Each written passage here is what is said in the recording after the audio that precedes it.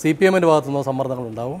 ആ സമ്മർദ്ദങ്ങൾക്കിടയിൽ ഇയാൾ പറയുന്ന കാര്യങ്ങൾക്ക് എത്രത്തോളം വിശ്വാസ്യത കിട്ടുമെന്നത് വളരെ പ്രധാനപ്പെട്ട കാര്യമാണ്. അയാളെ എത്രത്തോളം വിശ്വസിക്കാൻ കഴിയും എന്നത്. അഡ്വക്കേറ്റ് ഉദയഭാനു, താങ്കൾ മുഴുവൻ കേട്ടിരിക്കും. ഈ പീഡനം നടന്നു എന്ന് പറഞ്ഞ കാര്യം മജിസ്ട്രേറ്റിന്റെ മുന്നിൽ പറഞ്ഞിട്ടുണ്ട് എങ്കിൽ സാധാരണഗതിയിലെ നടപടിക്രമം എങ്ങനെയാണ്? ഇത്രയും കൊടിയ പീഡനം പോലീസിന്റെ ഭാഗത്തുണ്ടായി എന്ന് പറയുമ്പോൾ ഉടൻ തന്നെ പോലീസ് കസ്റ്റഡിയിൽ വിട്ടുകൊടുക്കുകയാണോ സാധാരണഗതിയിൽ ചെയ്യുക? ഏതൊരു പ്രതിയെയും ഹാജരാക്കുന്ന ഘട്ടത്തിൽ മജിസ്ട്രേറ്റുമാർക്ക് ഒരു ബാധ്യതയുണ്ട്. പ്രതികൾക്ക് എന്താണ് പറയാനുള്ളത്, എന്താണ് പറയാനുള്ളത് എന്നത് കേസിനെ കുറിച്ചല്ല യഥാർത്ഥത്തിൽ ചോദിക്കുന്നത്. പോലീസ് കസ്റ്റഡിയിലിരിക്കെ പോലീസ് ഉദ്യോഗസ്ഥന്മാർ വളരെ മോശമായിട്ട് എന്തെങ്കിലും പെരുമാറിയിട്ടുണ്ടോ, ശാരീരികമായിട്ടുള്ള ഏതെങ്കിലും പീഡനങ്ങളോ മാനസികമായിട്ടുള്ള ഉപദ്രവങ്ങളോ ഉണ്ടായിട്ടുണ്ടോ എന്ന് ഉറപ്പാക്കാനും അങ്ങനെ ഉണ്ടായിട്ടുണ്ടെങ്കിൽ അവർക്ക് പരാതി ഉണ്ടെങ്കിൽ അത് രേഖപ്പെടുത്തുന്നതിന് വേണ്ടിയിട്ടാണ് മജിസ്ട്രേറ്റുമാർ അത് ചോദിക്കുന്നത്. സ്വതന്ത്രമായി സ്വമേധയാ പറയാനുള്ള ഒരു അവസരമായിട്ടാണ് അതിനെ ഉപയോഗിക്കുന്നത്. പിന്നീട് ചില ഘട്ടങ്ങളിലെല്ലാം തന്നെ പിന്നീട് കസ്റ്റഡിയിലേക്കാണ് പോകുന്നത് കൊണ്ട് ഞാൻ പറഞ്ഞിട്ടില്ല എന്ന് പലപ്പോഴും പ്രതികൾ പറയാറുണ്ടെങ്കിൽ തന്നെയും മജിസ്ട്രേറ്റുമാർ വ്യക്തതയോടി എന്തെങ്കിലും കാണത്തക്ക രീതിയിലുള്ള പരിക്കുകളോ പീഡനങ്ങളോ മാനസികമായിട്ട് പീഡിക്കപ്പെട്ടതിന്റെ ലക്ഷണങ്ങളോ ശാരീരിക അവശതകളോ ഉണ്ടെങ്കിൽ തീർച്ചയായിട്ടും അത് നേരിട്ട് പരിശോധിച്ച് ആ ഉത്തരവിൽ എഴുതുക കൂടി പതിവുണ്ട്. ഇപ്രകാരം ഒരു പ്രതി പറഞ്ഞു എന്നിരിക്കട്ടെ, അങ്ങനെ പറഞ്ഞിട്ടുണ്ടെങ്കിൽ അത് ജുഡീഷ്യൽ കസ്റ്റഡിയിലേക്ക് അല്ല പോകുന്നത്, ജയിലിലേക്കാണ് പോകുന്നത്. മജിസ്ട്രേറ്റ് വളരെ വ്യക്തതയോടെ എഴുതും യാതൊരു കാരണവശാലും ഈ പറയുന്ന പ്രതിക്ക് ഒരു തരത്തിലുള്ള പീഡനങ്ങളും ഉണ്ടാകരുത്, അന്വേഷണ ഉദ്യോഗസ്ഥന്മാരോ ജയിലിൽ ചെന്ന് കഴിഞ്ഞ ആളുകളോ ഉണ്ടാകരുത് എന്ന് എഴുതി വെക്കുക പതിവുണ്ട്. പ്രത്യേകിച്ച് ഇത്തരം കേസുകളിൽ ഗൗരവമേറിയ കേസുകൾ ചെയ്യുകയാണ്. വ്യക്തമായല്ലോ മറുപടി. ചുരുക്കി ഇടവേളയിലേക്ക് പോകേണ്ടതുണ്ട്. ഇതൊക്കെ ഉദയഭാനു സാറേ ഇതൊക്കെ ലേഖനം എഴുതാൻ പറ്റും.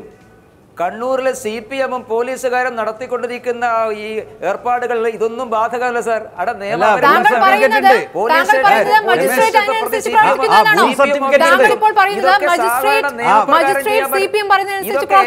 ഇതൊക്കെ ഇതൊന്നും വൂൺ സർട്ടിഫിക്കറ്റ് രമേശ് കുറ്റപ്പെടുത്തുന്നില്ല. കണ്ണൂരിലുള്ള നിയമ സംവിധാനവും കണ്ണൂരിലെ നീതിന്യായ സംവിധാനവും കണ്ണൂരിലെ പോലീസ് സംവിധാനവും ഒരു തർക്കവും ഉണ്ടാവില്ല. കണ്ണൂർ രാജ്യത്തിലല്ലേ? കണ്ണൂർ ഇന്ത്യ രാജ്യത്തിലല്ലേ? കണ്ണൂരിൽ ഈ രാജ്യത്തൊക്കെ തന്നെയാണ്. പക്ഷെ നിങ്ങൾക്ക് ചില പ്രയാസം ഉണ്ടാക്കുന്നുണ്ടാവും കണ്ണൂര്. കാരണം BJP-യുടെ RSS-ന്റെയും അജണ്ട കണ്ണൂരിൽ നടപ്പാക്കുന്നതിന് പ്രയാസം ഉണ്ടാവും. അതായിരിക്കും അദ്ദേഹത്തിന് വിഷമം. ഞങ്ങൾ എത്ര കാലമായി പ്രയാസം അനുഭവിക്കുന്നത്? ഞങ്ങൾ അനുഭവിച്ചോളാം പ്രയാസം. പക്ഷേ നിങ്ങൾ പോലീസിന് ഉപയോഗപ്പെടുത്തുന്നതുകൊണ്ടാണ്, അല്ലെങ്കിൽ ഒരു ബുദ്ധിമുട്ടില്ല. നിയമത്തെയും നിയമ സംവിധാനത്തെയും നിങ്ങൾ ദുരുപയോഗപ്പെടുന്നു. കാക്കിയിട്ട ആളുകളെ വാടകയ്ക്ക് എടുത്ത് എന്തിനാ ഏർപ്പാട്?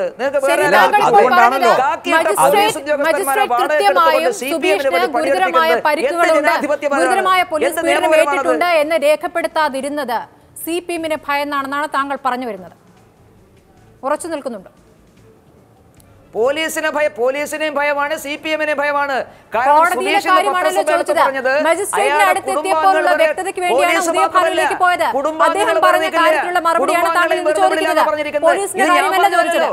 പോലീസിന്റെ കാര്യമല്ല ചോദിച്ചത്. മജിസ്ട്രേറ്റിനെ മുന്നിലെത്തി മജിസ്ട്രേറ്റ് കൃത്യമായും പരിക്കുകൾ ഉണ്ടെങ്കിൽ അത് രേഖപ്പെടുത്തും, പീഡനമുണ്ട് എന്ന് തെളിഞ്ഞാൽ അത് രേഖപ്പെടുത്തുമെന്ന്. അങ്ങനെ രേഖപ്പെടുത്തിയിട്ടില്ലാത്ത സാഹചര്യത്തിൽ അത് താങ്കൾ പറയുന്നത് CPM-നെ ഭയന്നാണെന്നാണ്. അല്ല, രണ്ട് കാര്യം ഞാൻ പറയാം. സ്മൃതി രേഖപ്പെടുത്തിയോ ഇല്ലയോ, പറഞ്ഞോ ഇല്ലയോ, സുബീഷ് പറഞ്ഞത് കാര്യം മാത്രമേ നമുക്കറിയൂ. സുബീഷ് പറഞ്ഞത് അയാൾ പോലീസ് കംപ്ലൈന്റ് അതോറിറ്റിക്ക് പരാതിപ്പെട്ടിട്ടുണ്ട്, മനുഷ്യാവകാശ കമ്മീഷന് പരാതി കൊടുത്തിട്ടുണ്ട്. രണ്ടാമത്തെ കാര്യം എല്ലാവർക്കും അറിയുന്ന ഒരു കാര്യമുണ്ട്. വേണ്ട, പോലീസ് കംപ്ലൈന്റ് അതോറിറ്റിക്ക് കൊടുക്കാമെന്ന് തീരുമാനിക്കുന്നു. മജിസ്ട്രേറ്റിന്റെ അടുത്ത് തൽക്കാലം പറയേണ്ടതില്ല എന്ന് തീരുമാനിക്കുന്നു. അതാണോ മജിസ്ട്രേറ്റ് ആദ്യം ചോദിക്കുന്നത്? പോലീസ് എന്ത് ചെയ്തു എന്നുള്ളത് തന്നെയാണ്.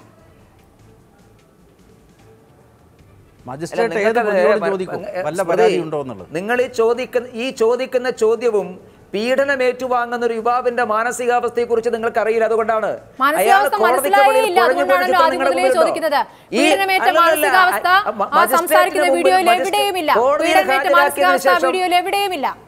കോടതിയിൽ ഹാജരാക്കിയതിന്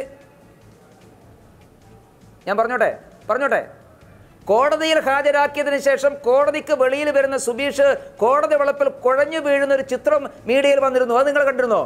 സ്വമേധയാ കുഴഞ്ഞു വീണതല്ലോ, നടക്കാൻ നിർവാഹമില്ലാത്തതുകൊണ്ട് കുഴഞ്ഞു വീണതാ. പോലീസുകാരുമായി കട്ടൻ ചായ കുടിച്ച് ഒരു മണിക്കൂർ അതിനുശേഷം കൃത്യമായിട്ട് നടന്നു പോയിട്ടുണ്ട്. കോടതിക്ക് വെളിയിൽ കുഴഞ്ഞു വീഴുക, അതിനുശേഷം കൃത്യമായി നടന്നു പോയിട്ടുണ്ട് രമേശ്. കുഴഞ്ഞു വീഴുന്ന ചിത്രം വന്നിട്ടുണ്ട്. വീണിട്ടില്ല. കാണിച്ചല്ല, ആ അവിടെയുള്ള എല്ലാ മീഡിയയും റിപ്പോർട്ട് ചെയ്തിട്ടുള്ള കാര്യമാണ്. ഇല്ല എന്ന് പറഞ്ഞിട്ട് പ്രത്യേകിച്ച് പ്രയോജനമൊന്നുമില്ല. ജയരാജൻ സാർ വന്നിട്ടുള്ളത് ഇവിടെ ഒരു കാര്യം കൂടെ സൂചിപ്പിച്ചോട്ടെ. എനിക്ക് ഉദയഭാനു സാറിനോട് ഒരു കാര്യം കൂടി ചോദിക്കാനുണ്ട്.